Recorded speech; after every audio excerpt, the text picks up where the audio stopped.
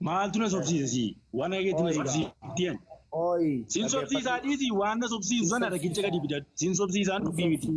Maaloo deemu? Sobsiisaan siin jedhe dhageesse. Fudduu kee sobsii. Itoophiyaa dhufaan jira. Itoophiyaa dhufaan jira. Maa hakimiin kan kee Turkii dheedanii maa Itoophiyaa maaltu si fidee? Jira keenya Turkii dheedanii hakimiin kan kee Mubaarak maaltu Itoophiyaa si fidee? Bantee odduu kee maal jechuun barbaachisu jechuukooti.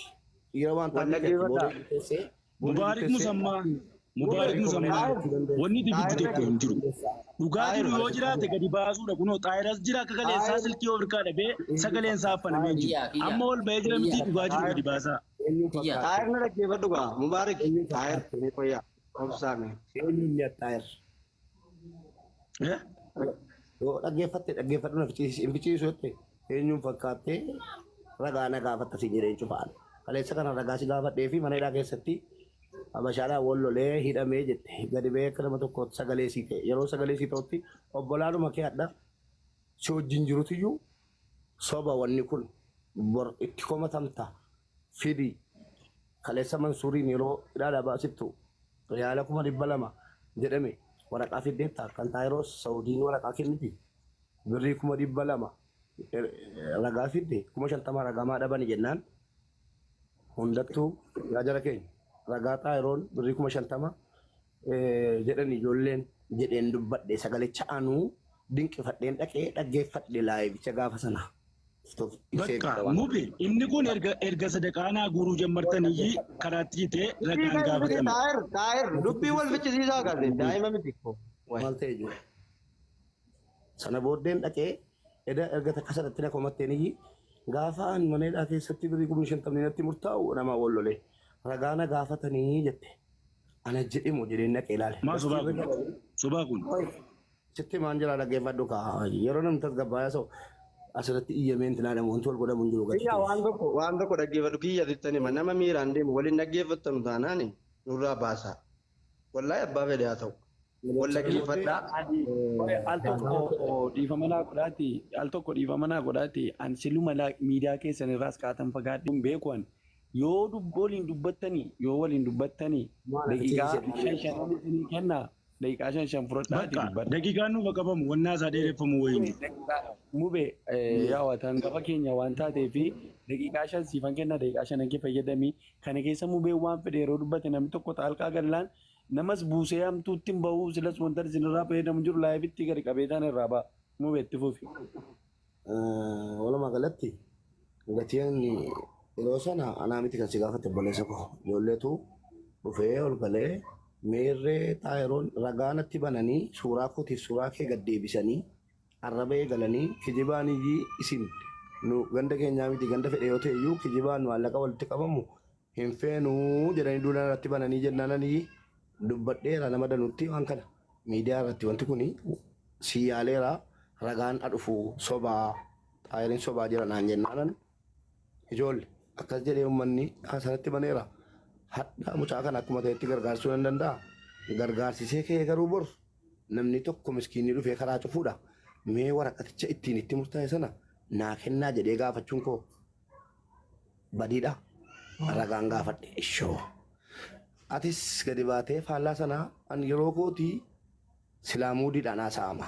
Yeroo haasa'amu Mubaarak ragaa kee gannuu baasi jedhama malee kaleessa gaafanii mana hidhaa keessatti birrii 50 gaafatamu riyaala 50 Mubaarak ragaana gaafate anis hadda faallaa sanaa ragaan gaafadha hin jedhamu namni nama taajjaba. Jeesse akkasiin jedhamu waan gumaa fakkaata yaani xiiqii kaleessa ani ragaati gaafadhee na gaafachuu fakkaata. Atis ragaanaan dhiyeessine anis ragaasiin dhiyeessine ragaanaan dhiyeessu hin jiru. Fixeera ragaanaan gaafattu jechuudha ammati. Eenyu fakkaattee ragaana gaafatta abbaan barbaade mootummaan ragaana gaafachuu hin danda'u. Garatti ragaan harkaa fuutanu harkaa fuudhaa hin kennu ragaa wayii hin jiru. Maal naa gootan sagalee naa taasini isin koo dhuftanii sagalee nuu ta'e jettani. Naawwi ati immoo hin calliftu yoo ta'e ammarraa kaaftee maqaa korraa suuta taanaan kan keessa nan dubbadhaa jechuudha akkuma kana.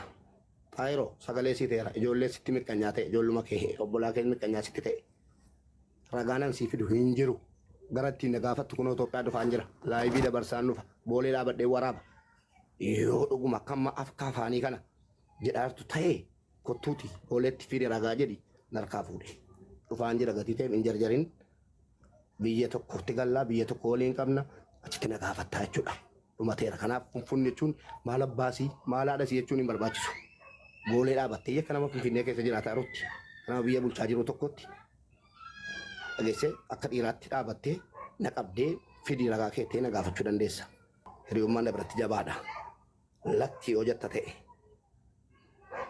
asumattan deebisiifis deebisee deema waan jettu qabdaa naawwi kan xaaroo fixeera ragaanan xaaroodhaa fidu jiru mootummaan abiyyi darkaan fuudhu ragaa hin kennu maal naa gootan sagalee naa taasiniin jedhee sin sagalee nu ta'e naan ragaa sin gaafadhe an dhufee sagalee naa ta'e gaafa sin jedhee ragaa na gaafatta sagalee naa ta'e sin jedhee eenyuun sagalee naa ta'e jedheen ragaa maali na gaafatta hin kennu ragaa hoo isin hin kennu jechuudha gaafas kennuuf kennuu dhiisuun kan kee ragaa kan kee mirga keeti sun mirga keessi dhiibuun barbaadu. Wadas waraarra'uu maarree akkasii godhaa akkanatti godhaan eenyulluu namni waa ol godhu hin jiru. Eegalee ittiin yoo ta'e dhukkubaa jiraate rabbi siif araaramu. Kan gaafa kan akka dhuunfaa kiyyaatti gaafadhe kan dhaqee xaayiroo gaafatee fi mubaarik mataasaa qofa miti kiyyaan jira. Akka feemesii jimma qabdutti anis keessan jira. Yaansi kan baay'ee arrafamaa ture anaa. Kanaafan deemaa gaafadhaa inni wajjin gaafanne ragaas nama 2-3 gaafattaniittu. Rabbachi keessaayyuu sin baasinii yoo nu sobda ta'ee dhugaa nutti himi jedhamee nama xaayiroo bira jiru gaafatamee ture. Mubaarik qofa miti jechuudha. Tole inni tun akkasumatti ta'ee gaafiin akka kiyyatti gargaaramaa turre yeroo kan xaayiroon gargaaramu kanallee ajandaa biraa fidamee ture. Ammas ammoo yeroo mucaan miila 2 dhabee jirutti ajandaan kun maaf nuu dhufe. Mucaasa kana gargaartifannee erga isa kana biyya galchine isa kanas gargaaruu dandeenyaadha. Gaafiin kiyya jechuudha fiigalaa.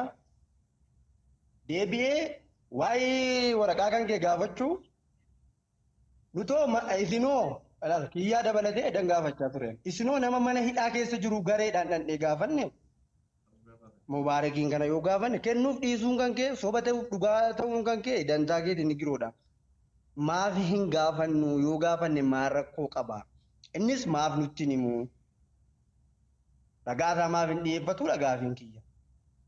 Kana si gaafachuuf ammoo si mari'adhee si gaafadhu. Naawwi akkasitti godhaa akkanatti godhaa booleetti na eegi. Ani fi finfinnuma hin jira. Rabbi nagaan si haa fidu. Wal arguullee dandeenya. Yoo dandeesse na dha'u. Yoo hin dandeessi dha'u kanuma. Amala haasaa dhiiraati. Si galee. Kanaan alaa dhimma sirraa qabu hin qabu. Waa'ee kan keetiin sobsiisaa maarree immoo yoon sobees rakkoo qabu. Maanaawwi waa'ee namarraa maasuuf tabboleessa koo. Tasgabbaa'een si gaafadhe. Waan wal dhahuu maaloo. Jiran dabarsanuu ammas hin taraa. Maayis wal deebistee miti. Nubee daqiiqaa. Sin sobsiisaa viidiyoo waraabbadheetan jira. Gaafa achi keessa jirtu. Tokkoffaa Mubaarakiin argachuudhaaf taraa 5 fi 6 ol yeroo tokko qofa osoo hin taane yeroo 2 fi 3 4 5 6 ol irra deddeebi'ee guyyaa tokko qofa osoo hin taane guyyaa 5 fi 6 7 ol irra deddeebi'ee ta Mubaarakiin argadde. Gaafan argadhee Mubaarakii fi naawwii wal irratti fidee naawwiin keessa mana hidhaa taa'etan naawwiin keessa jira jedhee gaafa wal irratti fidu silkii qashaafaanii an waan ijoollee jimmaa natti hin dubbatin dubbachuus hin barbaadu jedhee diimaa keessaa dhaatee bahe. Naawwiin na teessabaa Mubaarakii kunuu mataansaa. Ishii hedheetan dhiise booda erga dubbatamee maaliif utaaluun barbaachise? Dhugaadha gaafa dhugaan akkanatti namatti wanna jedhe nama utaalchisa baga utaala rakkoo hin qabu. Ani immoo amma Mubaarakii sanii sin sobsiisa viidiyoo minaamin reedu yaa jira keenya. An tokkoffaa inaaftuu minaamin jedhamu kana ani waan Mubaarakii walitti guuramu inaafuu osoo hin taane. Mubaarakiin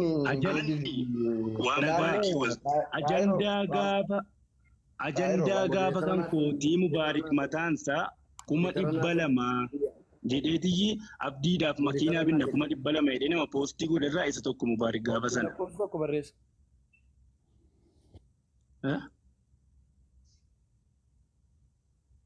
Eenyuun jiraatan?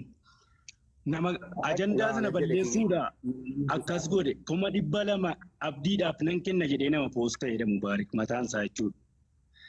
Gaafa immoo an sagalee siif ta'uudha jedhee maarree ta'ee dadhabee ragaan barbaade minaamin jedhu gaafa kamiyyii ragaan barbaadamee namni rakkate gargaaramaadha. Tokko an gaafa hidhamu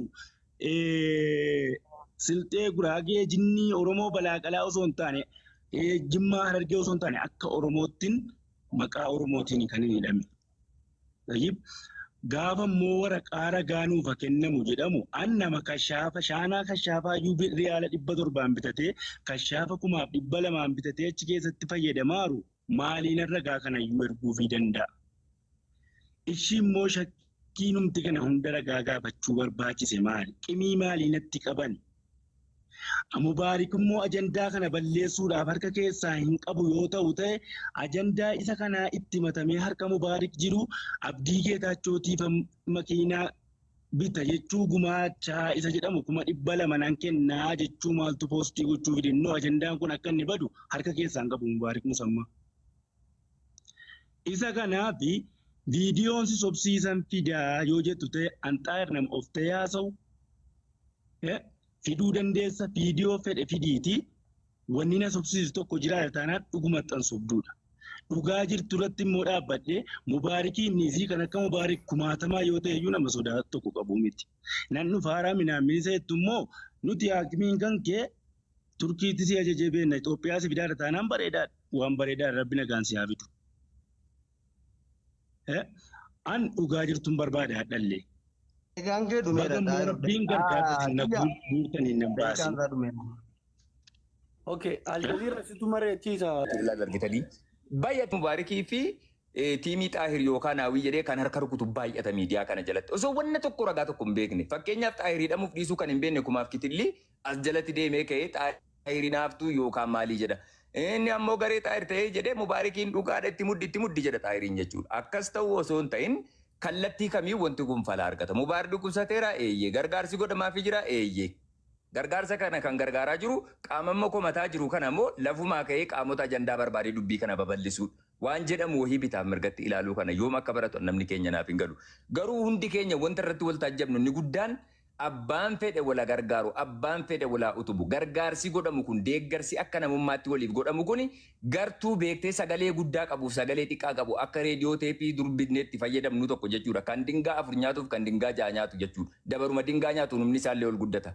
Namummaadhaaf osoo hin taane beekamtii qabnuun akka ta'e jedhe salphatti hubadhaa waan jedhamu hundi keessa nu jala sarraa fudhadhaa. Maaliif namoota gurguddoo namoota silaa dhugumatti jechuudha akka Oromoo Jimmaa qofatti osoo hin taane akka Oromoo waliigalaatti gargaarsa yeroo jedhamee jedhu namoota silaa kara Rabbiittis gara namaattis bu'aa gurguddaa jechuudha beektee sammuu ilma namaa kennaafillee kaa'uu qabu kan irratti teenyee osoo wal ilaallu of hirkaa dhabne fakkeenya obboleessa keenya Kadir Ahmadiin fudhannu hundumti keenya yoo asirratti jechuudha. Hadha waa'ee gargaarsaatii keessattuu ijoolleen Jimmaa gad baatanii yeroo waa'ee gargaarsaa dubbattanu osoo namni taa'u miidiyaan isin fayyadamtan kun osoo afaan qabaatee jedhee kurrifatee isin taajjaba. Wallaahi maqaa Rabbii.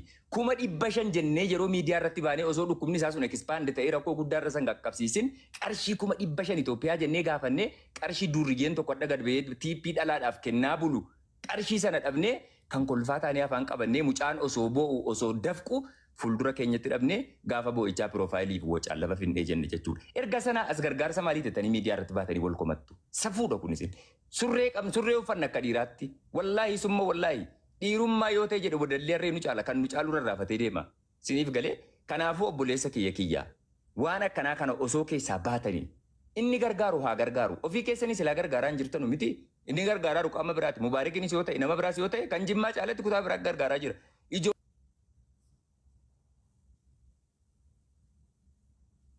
Jimmaa walitti qabee arrabsa. Yaa akii Jimmaa miti. Wallaahi gandi Jimmaa tokko uumama kee hin beeku obboleessa kiyya. Asirratti feemasa jettanii ijoolleen callistanii hawaasa Jimmaa guutuu walitti qabdanii arrabsitanu yaa akii yoo abbaa keessaniif haadha keessaniif hawaasa keessatti dhalattaniif kabajaa dhabdan namummaa waan jedhamu sanaaf hiikkaa qabaadhaati. Dogoggora namni tokko hojjetu, wallaaluma namni tokko raawwatuun hawaasa Jimmaa hunda walitti qabdanii jimmooma jettanii gad baatanii kan kolfaan hin godhina. Adaba qabaadha. Akkuma nyaatanii quufanii garaan nama wacu gad baatanii miidiyaa irratti wacina. Namuusa qabaadha. Waa'ee keessan dubbattu, waa'ee keessan hubattu akka ilaalcha keessanitti deemtu malee Jimma jettanii hawaasa guddaa, hawaasa beektee eenyummaa qabu, safuu qabu, ilaamee beeku miidiyaa irratti gad baatanii wallaaltuudhaan hin madaalchisa.